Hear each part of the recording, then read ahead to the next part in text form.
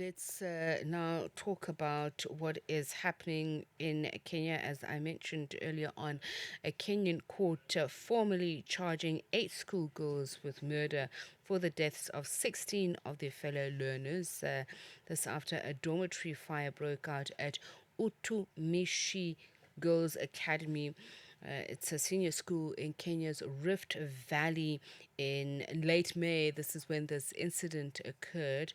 The 8 defendants yesterday appeared before the Nairobi Kibera High Court, and they all pleaded not guilty to the charge. So let's speak now to journalist Jimmy Mbogoh, who is based in Nairobi, Kenya, to talk a little bit more about this. Jimmy, a very good morning to you, and thank you so much for speaking to us. Surely this must count as one of the most tragic, significant events in Kenya. How exactly are Kenyans processing this?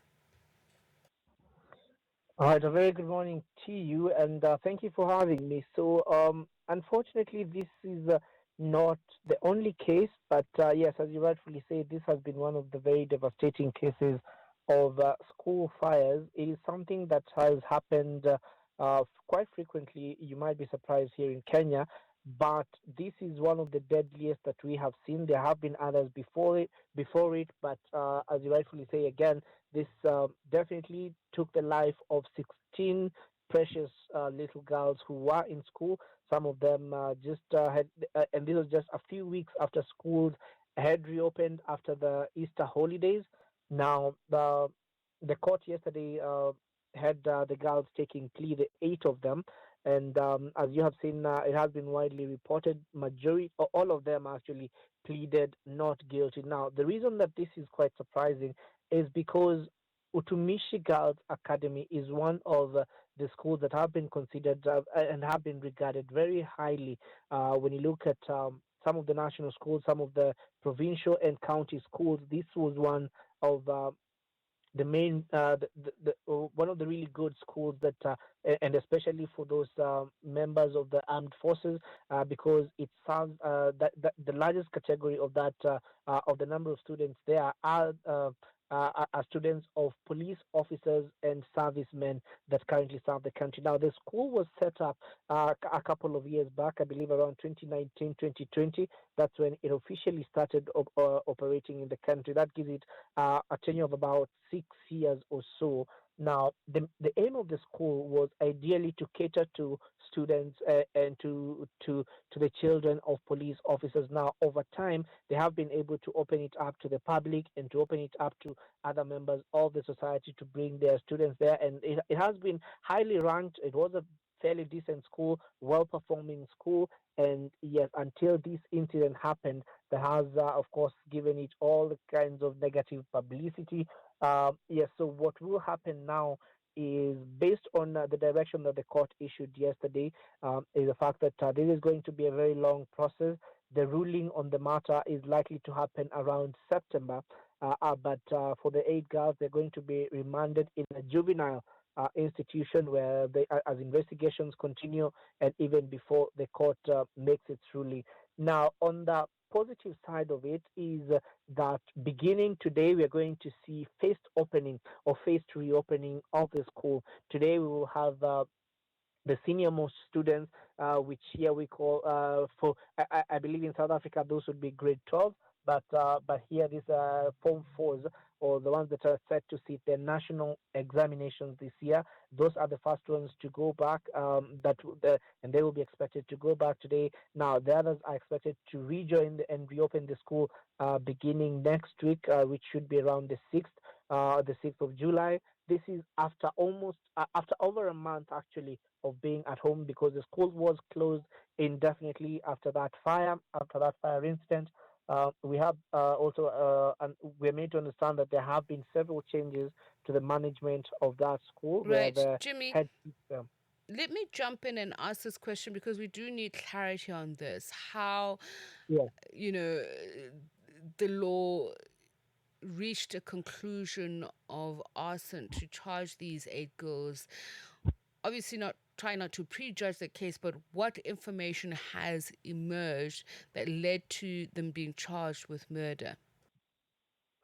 All right. So during the preliminary investigation, the school was fitted with CCTV cameras. Now, for the prosecution to decide that this was a deliberate act of arson is after there was CCTV footage, and even our outlet covered this. Is we saw a number of girls who set the dormitory on fire, captured on the CCTV footage, and that is what then led to the charges being arson, and that is what gave the prosecution now the reasons to charge them with arson. Because remember, initially the fear was that the cause of the fire was still unknown until that CCTV footage came out. Okay, so just if you can very briefly recount the day's events according to eyewitnesses, because I want to just remind our viewers, our listeners, of what the death toll is, and we understand that 79 other learners were injured, and where were these 8 girls that were charged with murder? What does a CCTV footage show? So, based on the CCTV footage that we have been able to see, is the girls were the fire broke out at night. This was it is believed that around anytime between 1 a.m. and 3 a.m. That's when the fire broke out. This is right dead in the middle of the night. And so, as expected, normally what happens in a lot of boarding schools is that students would have evening preps, and then at around 9:30 or 10 p.m. they would retreat to their dormitories and maybe wake up for morning preps at around either 5 a.m. or 5:30 thereabout.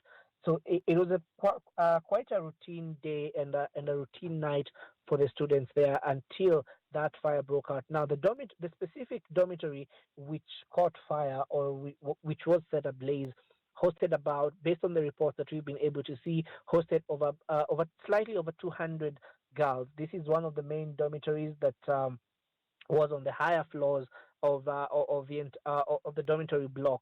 Now, after this incident, about because there was a stampede soon as the fire was soon as the dormitory was set ablaze, which led to a number of girls.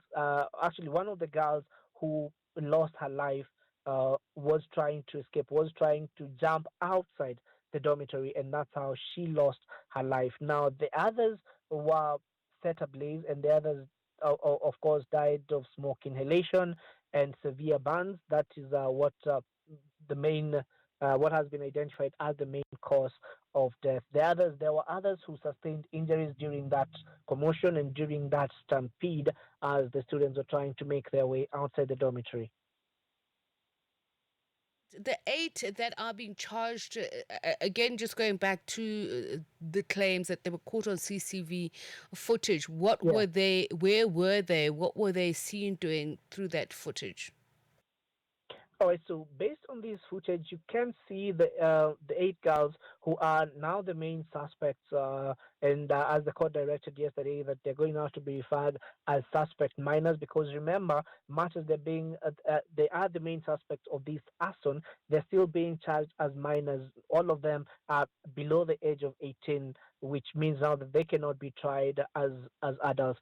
So out of that CCTV footage, what you're able to see is it's right in the middle of the night, and you can see these girls congregating in one of the cubicles inside the dormitory. They then slightly move away from the glares of the camera, and then you can see something set ablaze. They throw whatever it is, because again, remember, this CCTV captures that in black and white.